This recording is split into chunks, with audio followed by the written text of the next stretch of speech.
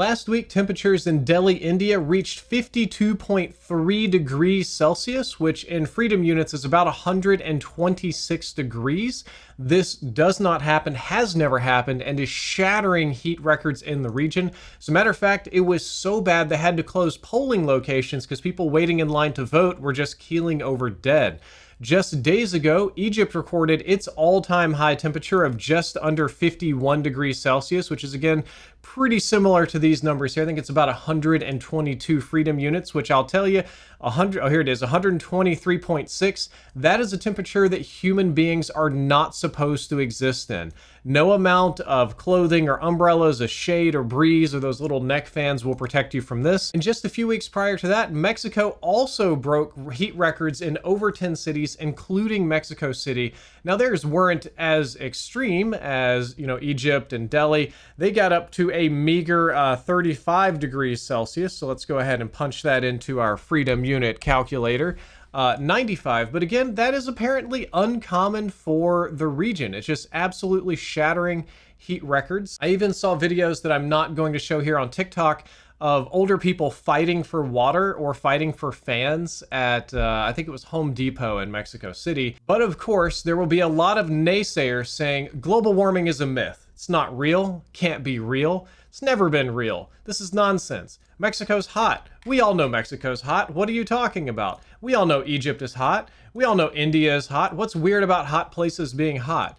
Well, what's weird about it is they're getting significantly hotter than normal, somewhere between 5, 10, even 15 degrees Fahrenheit, hotter than normal. It's happening earlier and staying longer. And it's also oftentimes increasing the humidity in the region because as it gets hotter, the air can absorb more water molecules. So you get closer to those wet bulb temperatures where, again, people will just keel over and die. People that were born and lived in a region that is obscenely hot and they're used to not having air conditioning and stuff cannot survive at, what was it? It's like 125 degrees Fahrenheit. There's nothing you can do to survive that. So this isn't affecting America as badly yet, but one of these days it's going to catch up to us. And I cannot wait to hear Americans in previously temperate regions explain why global warming is a myth when it's 125 outside. After getting absolutely blasted online, including by yours truly, Microsoft Recall is going to get some major privacy and security changes. In case you're unfamiliar, this is a new Windows 11 feature that will screenshot and log every single thing that you do on your PC and feed it into an AI so that you can talk to your PC and just step back to any point in computing that you'd been doing in the last 6 months.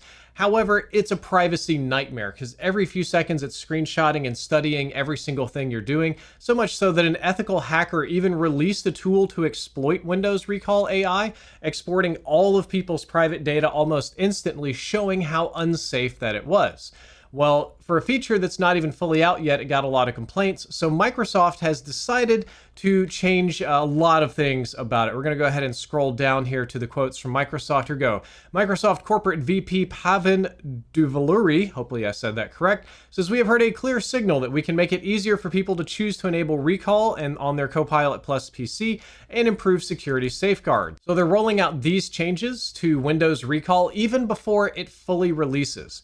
So they're going to offer a clearer choice to opt in, saving snapshots using Recoil, and the feature will be off by default and will be enabled only if the user chooses to enable it.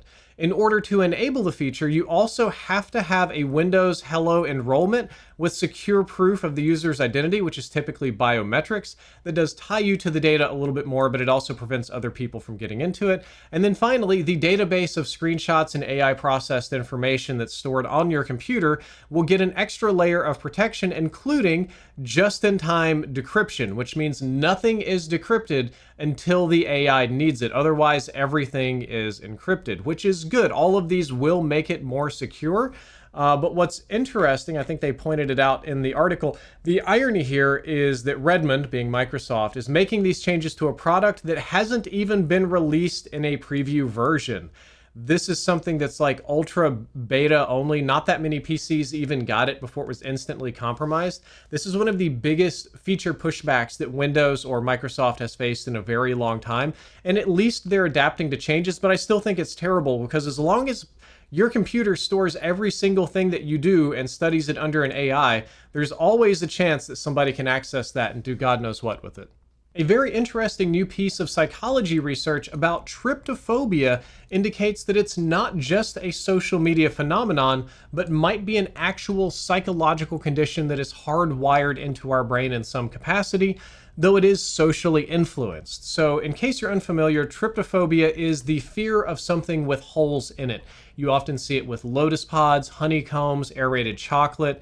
The classic tryptophobic image is a girl holding up her arms and there's all these little holes and bugs coming out, or a spider with eggs hatching out of their back. And we're not going to show those horrifying things because we don't want to like trigger people here. Sometimes they like Photoshop holes in people's faces, or like the villain from Spider-Man, the most recent Spider-Man animation. So it's basically a fear of things with many holes. And this is something that my wife also struggles with. However, it's a relatively new phobia that's been gaining traction mostly on the internet because it's easy to freak people out. So scientists wanted to see if this was an internet trend or if this was something more innate to our evolutionary process. So they surveyed about 2,500 people, and then they also got a little under 300 people who had no prior knowledge of the condition. And what they discovered is that younger people and women were more likely to experience a higher sensitivity to tryptophobic discomfort as based on scores on a questionnaire. So some self-reporting error could be possible there. But what's interesting is that tryptophobic stimuli was found to be stronger in individuals who had previously heard of the condition compared to those who have not. So if you haven't heard of tryptophobia, if you've seen it, somebody's talked to you about it, you're actually more likely to be afraid of it, indicating that in some capacity it is influenced by social learning or social media. However, they also discovered about a quarter of the people that had not heard of it were also sensitive to tryptophobia. So about a quarter of the people that had never been exposed to this on social media were still afraid of porous skin or things with holes in it, indicating that there is at least some underlying psychological or biological bias for it beyond just what you see here on TikTok. A recent psychological study indicates that extensive gaming shows no harm to adult psychological well-being. It's one of the larger studies of its kind, and the idea was to see if gaming would cause any sort of harm, anxiety, stress, depression, aggression, any of those type of metrics that can be measured. And as it turns out, gaming, even gaming extensively, shows no negative relationship. And I think a part of this might just be that almost everybody is gaming. According to the 2023 ESA report, about 65% of Americans play video games, and the global number is about 40%. So when you're dealing with large numbers problems, the average person you're going to sample is going to be a gamer, and therefore probably on average, if you sample enough people, be pretty close to whatever the normal health of the population is. Let's go and get some details on this study. So it was a 12-week panel involving 414 adult Xbox players from the United States and UK, so English-speaking world. Participants were recruited through paid advertisements on Reddit, social media, and they did some prolific screening questionnaires. Had to be 18 years or older, had to play games primarily on Xbox, and had to play at least 1 hour per week on the platform, which is a very small amount of gaming. And then they would give them studies measuring aspects of their well-being, both before and after. And what they discovered is that there was no significant relationship between the amount of time spent playing video games and their well-being.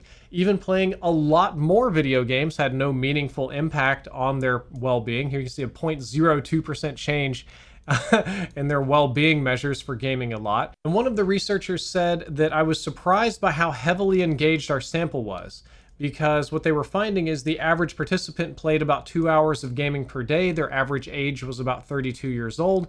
So a lot of probably adult men are playing a lot of video games, and to the best of anybody's ability to tell and measure, it's not hurting anything. I think that's fantastic news. I grew up in the era of video game violence and, Mortal Kombat warping your children's mind and stuff like that. So it's nice to finally be vindicated in that I always believed that video gaming was just like any other media. Some people who already have psychological problems get out of hand with it and run wild, but for most of us, it's just literally fun in games.